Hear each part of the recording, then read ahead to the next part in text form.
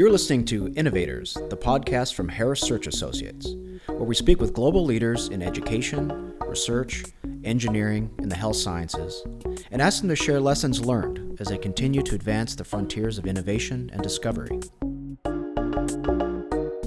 In recent years, new medical schools were started and existing ones expanded. The impetus for much of this growth is projected forecasts of substantial shortfalls in the number of practicing physicians, especially in fields such as family practice. Since 2018, 8 new allopathic or MD granting medical schools have admitted first-year classes, and at least 5 others hope to do so in the next few years. These numbers do not include new campuses or sites of expanding allopathic medical schools. During the same time, 12 new osteopathic or DO granting medical schools were established and enrolled their first year's class. 2 new campuses of existing schools opened, and 8 new ones were announced. Another motivation for expansion is the view of some medical educators and physicians that the ways by which doctors are educated and trained no longer address the challenges of delivering contemporary healthcare. Efforts to reform curricula and pedagogies in existing medical schools have been undertaken, but the need for more physicians makes it possible to design new schools with reform in effect built in. Kaiser Permanente chose to establish the Bernard J. Tyson School of Medicine and recruited Dr. Mark A. Schuster as the founding dean. We are especially fortunate to have Dr. Schuster with us today. He was recruited as dean of the new medical school from his post as William Barenberg Professor of Pediatrics at Harvard Medical School and Chief of General Pediatrics and Vice Chair for Health Policy at Boston Children's Hospital.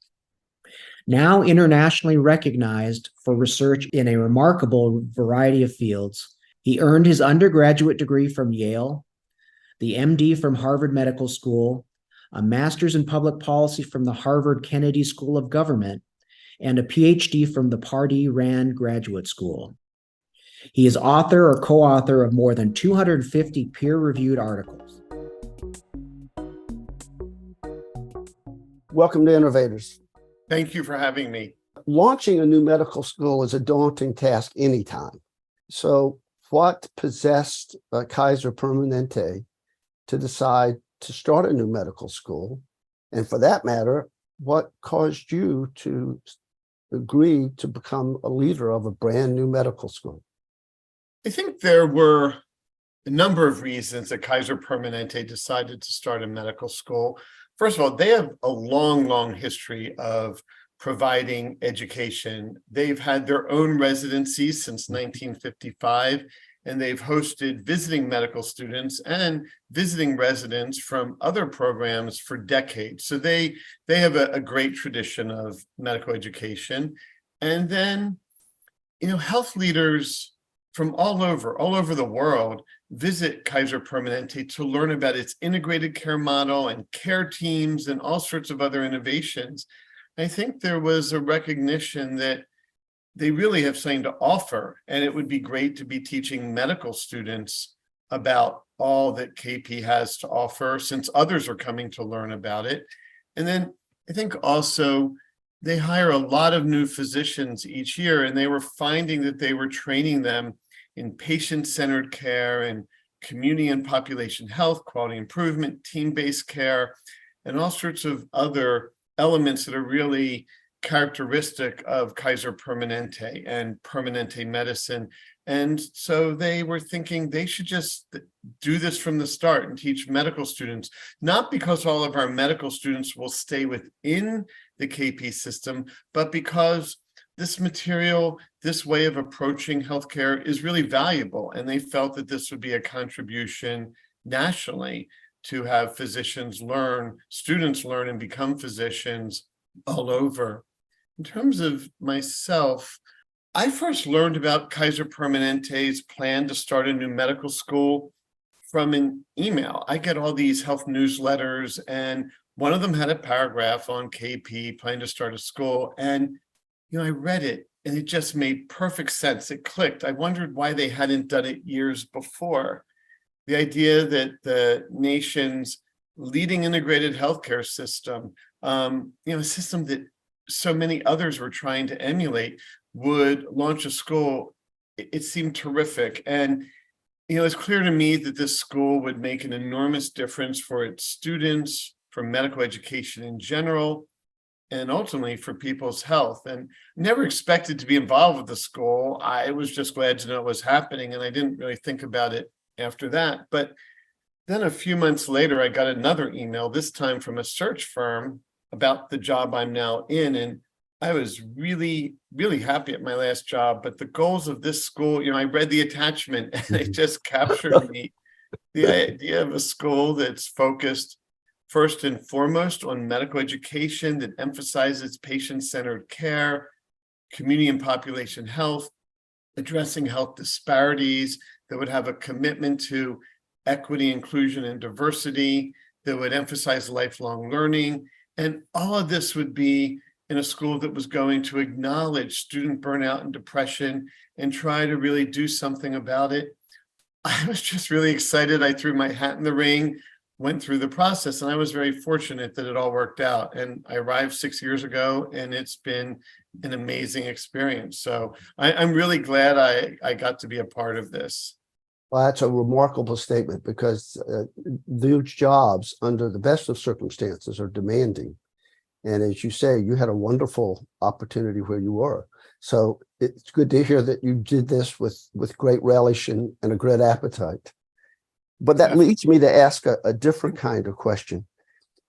You're the product of education, training, practice, research from some of the most established institutions in America.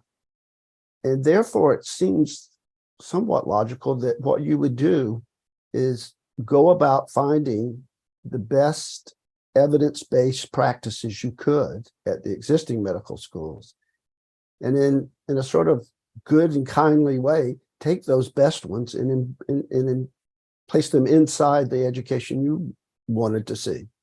Was that really your modus operandi? As a new med school, we've had the advantage of being able to rethink medical education from the ground up. And we're able to focus deeply on education, and we're not locked into an approach that we followed for decades. We have flexibility, and we aim to take the best of what other schools are doing, both traditional schools and newer schools, and blend in our own ideas and innovations for what we believe will be most important for physicians over the next half century. And, while we have flexibility to be especially creative, given our circumstances, we shouldn't think that schools that have been around a long time aren't also being creative. I think medical education in general in the US is excellent, but also we're all trying to improve curricula and the learning environment. So, as I said, we've learned from existing schools, and we've really built on what we've learned, and we've brought in lots of innovation, but we're eager and happy to share what we've done with other schools. And we expect that some of them will take what we've done and they'll adapt it and improve it, and then we'll take it back, and then we'll make it even better. And we're all in this together, and innovation and great ideas come from everywhere. And I think that if we in medical education have the mindset of we all want to reach the same goal of improving medical education. We may have different niches, different areas of emphasis, but we can all help each other, and we'll all be better for it. And ultimately, our students will be better for it, and that means patients will be better for it. So I recognize that I come from certain types of schools in the past, but I'm not trying to replicate what I experienced before or run away from it. Every place has something to offer. Could it be, I'll come back to this later in another question in all likelihood, but just for the moment, do you think it was easier, relatively speaking, easier because you were starting a new school? Well, starting a new school has all sorts of challenges, and I'm lucky to be able to work with an amazing team, amazing leaders, faculty, staff, and now students, and a board behind us, and sponsor behind us, Kaiser Permanente. So we've had an enormous extended team to get us, through this whole process. But I'd also say that trying to be innovative in a new school, I think, has certain advantages over being innovative in a legacy school, in a school that's been around for a long time. We don't have the alums who are saying, you can't possibly change the way you teach because I love the way you taught me 40 years ago. And we don't have faculty who've always done it a certain way and who do it beautifully, but who are not ready to change the way they teach. So, every place has its challenges. Every place has issues that make it hard to be innovative. I think, though, there are certain advantages to being a new school, given the things we're trying to do. I understand. I think I understand that much better. One of the things that strikes me is that the demands and the challenges to medical education, they include everything from enabling a more diverse physician population than we have now, to the question of burnout and depression rates among physicians, as well as medical students in some cases.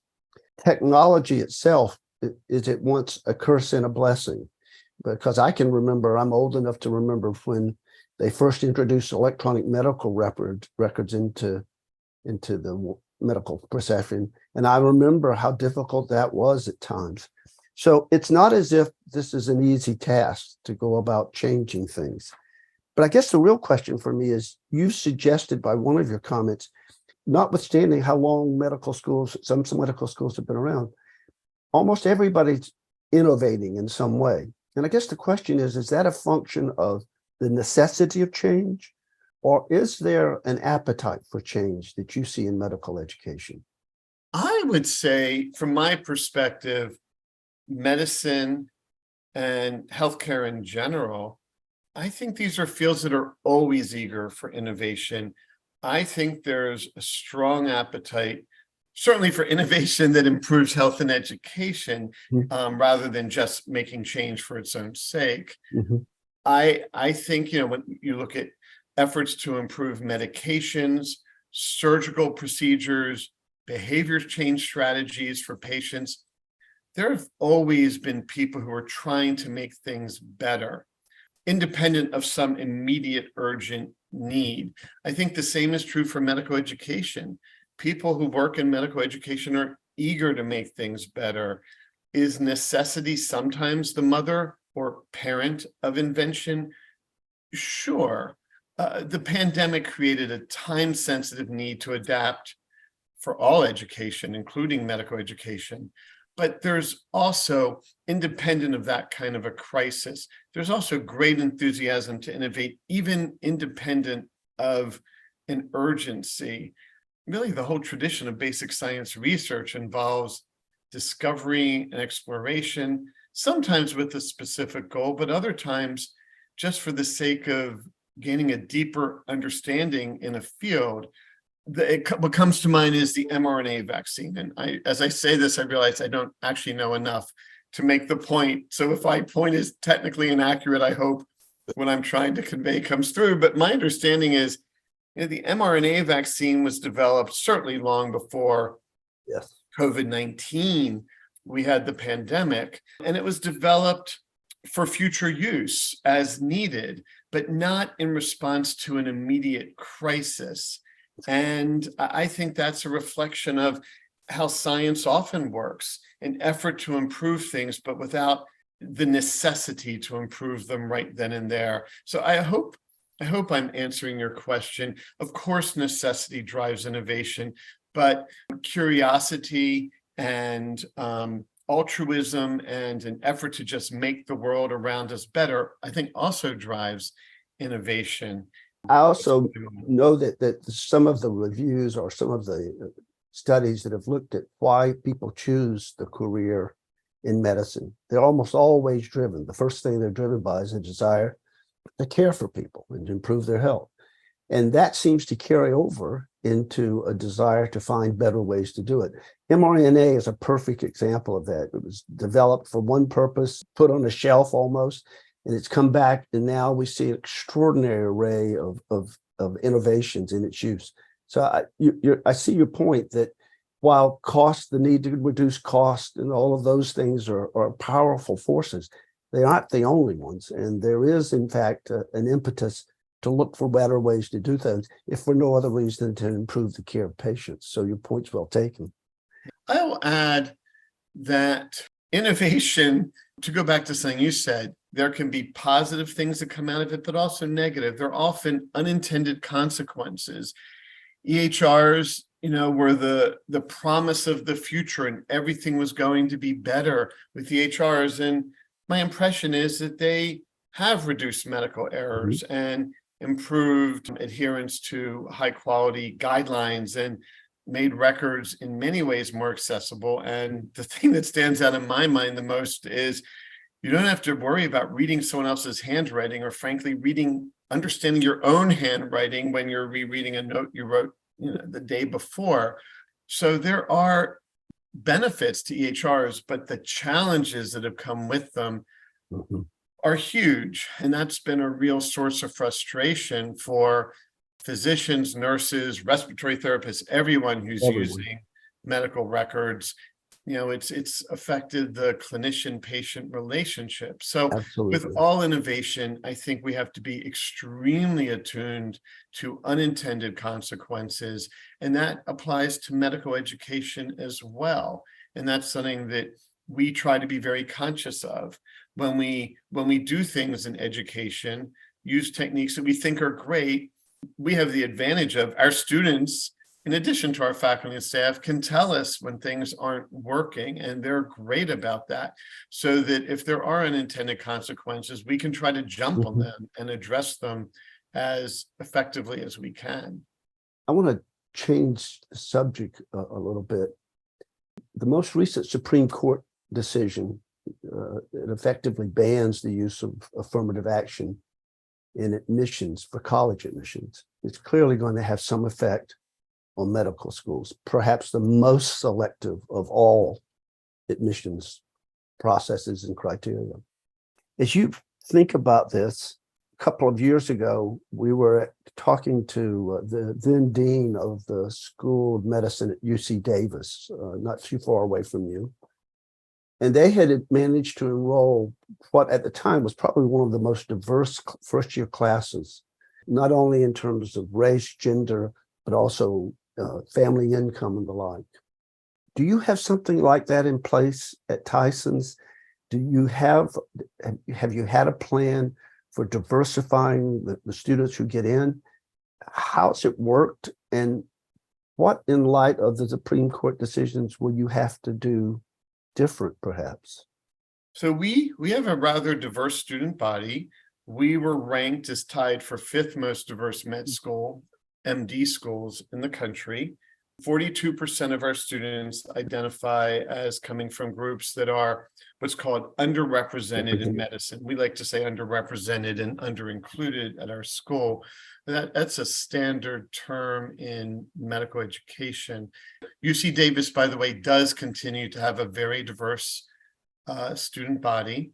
And we also have a diverse student body. And regarding the Supreme Court decision, we will, of course, continue to study it and learn from those, who are experts in reading these decisions and interpreting them. But we think our approach to admissions will work with what they've written. We use a holistic approach in admissions. Many schools do. And this means that our admissions team considers an applicant's academic metrics along with their personal attributes and their experiences when making admissions decisions. So if an applicant has had to overcome hurdles to get where they are, the admissions committee is interested in that. If they've come from a community where hardly anyone ever goes to college, where the path to college has roadblocks along the way that keep most people from even having any access. And still, an applicant got themselves into college and even got themselves into a position to be a candidate for med school despite all these roadblocks, the committee considers that. They see drive in that, they see resilience, they want to understand it. If someone's experienced discrimination because of their color of their skin, or their veteran status, or their religion, the committee wants to understand that, and how the applicant has managed it, and how these experiences have shaped who they are, and how it'll affect what kind of doctor they're likely to be. All of that is considered in our admissions process. And, we get this class that is quite diverse in terms of race and ethnicity, where there's a lot of focus right now after the Supreme Court decision, but also in all sorts of other ways, in all sorts of characteristics and backgrounds. And I think we have a very vibrant student body. You now have 4 classes who've come through Tyson's. You have a full complement of students. By all accounts, you have an excellent faculty, remarkable staff, I once told. Is it too early to begin talking about what you together have accomplished at Tyson's? You've been very careful to not make too many claims, but this is a place that you've been operating now for well over 6 years. But are you at a position where you can look already and say where we are and where you are? I think so. I'm always reflecting on what's come previously, even as I look to the future. And I've been here 6 years. We've had students here for 3 years. We welcomed our 4th class just a few weeks ago. And so now we have all 4 classes. We have a full complement of students at our school, and we will graduate our first class next spring. And that's something that's really exciting to us.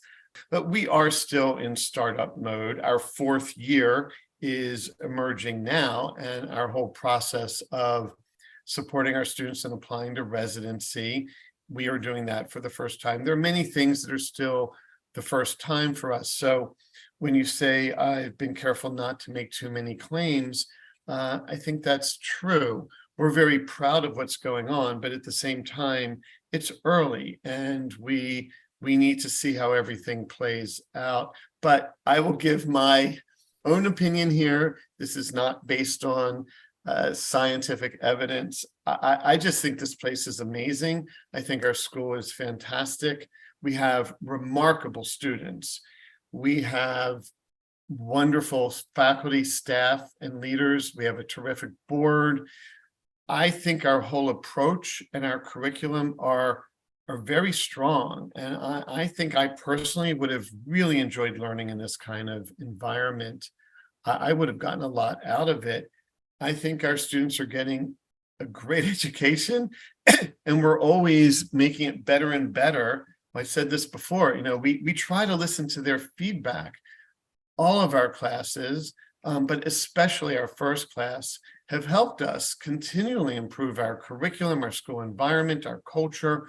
We're all learning, and they're helping us, and they're really generous in giving us feedback. And often they're paying forward because it's too late to make changes for their class, but they're giving us ideas on how to make things better for the next class. Very good point. And I mean, I think this is part of the fabric of the school. Kaiser Permanente is known for emphasizing quality improvement. And I think that's a part of the fabric of the school as well. In 20 years from now, I expect that the school will still be serving our students and learning from them, not just serving them, talking to them and working on improving.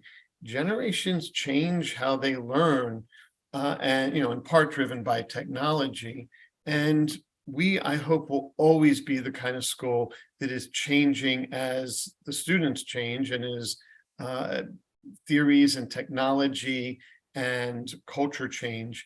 And our faculty and staff will be helping with that, of course. I mean, we will all always be trying to keep up with what is changing in society and how that would affect medical education. But our students, I anticipate, will always have the greatest insights into how we we can keep providing an outstanding educational experience. Now, I'm a huge cheerleader for our school, and I do want to emphasize, we are still learning. We are getting better and better. We haven't achieved everything we want to achieve. We will never achieve everything we want to achieve. We will never be perfect, but we can keep trying to give the best possible experience for our students. And as I've already said, get better and better at that. And I appreciate the large number of people who work towards that goal. Dr. Schuster, you yourself are a remarkable individual in terms of the breadth of all the things you've succeeded in, starting in pediatrics, adolescents, family health, population, your work on behalf of equity. So with that, I want to thank you very much for spending some time with us and Innovators. I hope you'll let us come back and talk to you right before you step down as dean, because I think you have an important story to tell. Thank you very much for being with us. Well, thank you very much for having me. Thank you for your kind words, and thank you for giving me a chance to talk about our school. I love talking about our school, and I appreciate the platform.